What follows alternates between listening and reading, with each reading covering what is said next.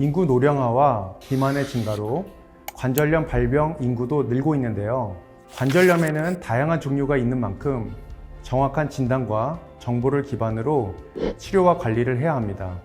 먼저 관절염이란 뼈와 뼈가 만나는 부위인 관절의 여러 가지 원인으로 연골이 손상되고 염증이 발생한 질병을 뜻합니다. 관절염은 원인에 따라 다양한 종류로 나눌 수 있는데요. 퇴행성 관절염, 류마티스 관절염, 화농성 혹은 결핵성 관절염, 통풍성 관절염, 외상 후 2차적으로 발생한 관절염 등이 있습니다. 퇴행성 관절염은 뼈 끝을 감싸고 있는 연골이 닳아서 발생하는 통증과 부종이 주된 증상이고 노화, 관절의 상처 등으로 발생하게 됩니다. 류마티스 관절염은 자가 면역성 질환으로 만성 염증성 질환입니다. 화농성 혹은 결핵성 관절염은 세균이나 결핵균에 의해 발생하는 질환이고, 통풍성 관절염은 통풍을 유발하는 요산이 관절 주변 조직에 쌓여 염증을 유발하는 관절염입니다. 이 다양한 관절염 중에서도 고령 인구가 전체 인구의 20%를 넘어서는 초고령 사회를 눈앞에 둔 우리나라에서 유병률이 가장 높은 퇴행성 관절염에 대해 자세히 알려드리겠습니다.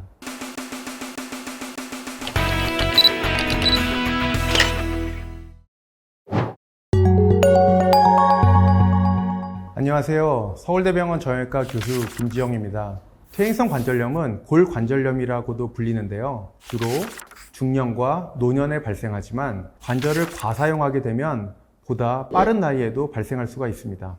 척추와 하지 관절에 흔히 발생하지만 팔을 많이 사용하는 경우에는 팔꿈치 관절이나 손가락 관절에도 발생할 수가 있습니다. 관절의 연골이 특별한 이유 없이 퇴행성 변화를 일으켜 나타난 경우를 1차성 관절염이라고 하고, 외상이나 질병으로 인해 발생한 경우를 2차성 관절염이라고 합니다.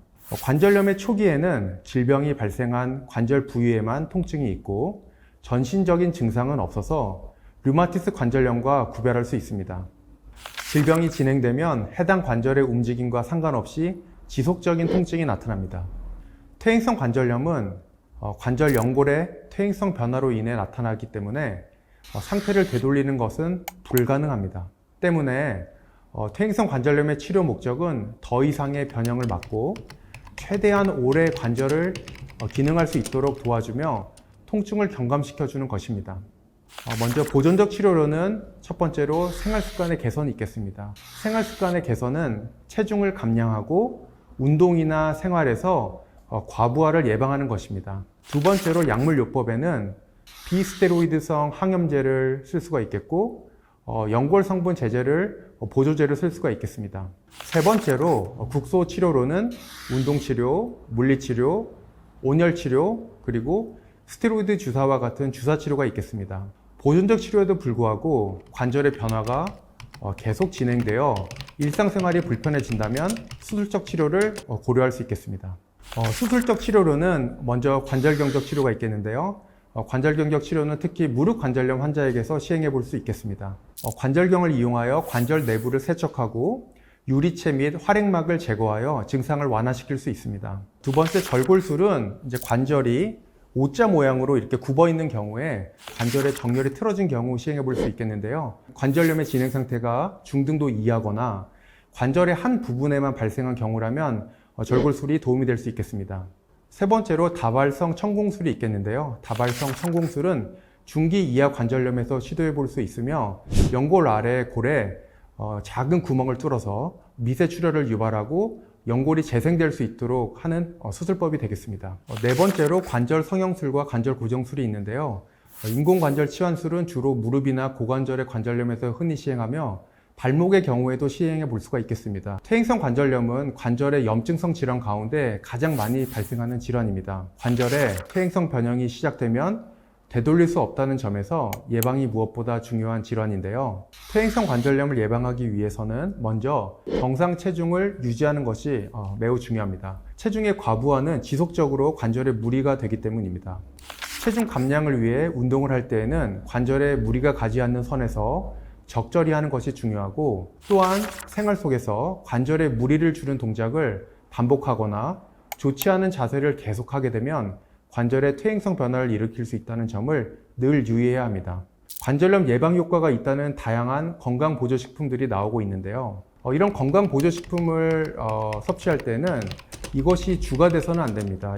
주된 약물 치료를 하면서 이런 보조식품은 보조제로서 섭취를 해야 되겠고요. 가령 각각류라든지 이런 조개류의 어떤 알러지가 있는 경우에는 이런 보조식품을 드시면서 이런 소화기계 부작용이 발생할 수 있다는 점을 유념해야 되겠습니다. 그리고 이제 관절염 환자분들이 많이 궁금해 하시는 점이 이런 관절염 약들이 치료가 되는지에 대해서 궁금해 하시는데, 안타깝게도 아직 관절염 약들은 치료제는 아닙니다. 다만 관절염 약들을 이렇게 어느 정도 꾸준히 드시다가 증상이 많이 좋아진다면은 관절염 약을 드시지 않고 지내보실 수도 있겠습니다.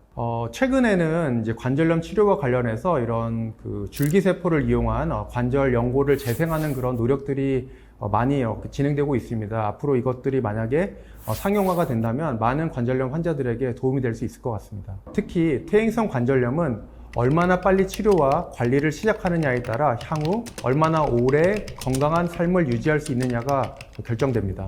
관절염으로 관절의 운동 기능과 범위가 제한되기 시작되면 몸을 움직이기가 힘들어지고 운동도 어려워지게 됩니다. 움직임과 운동이 어려워지면 관절은 다시 그 기능과 범위가 줄어들게 되고 통증은 커지며 이는 다시 몸의 움직임과 운동을 어렵게 만듭니다.